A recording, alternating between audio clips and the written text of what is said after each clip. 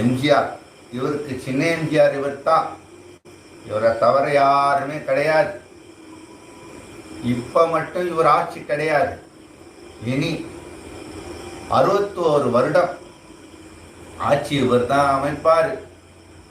சாகும் வரை இவர் மரணம் கொண்டு எதிகை மண்ணும் மூசி அலையும் காட்டு விதி வித்தை அலங்கு கற்றுக்கொண்டு மாயன் என்று காரன்.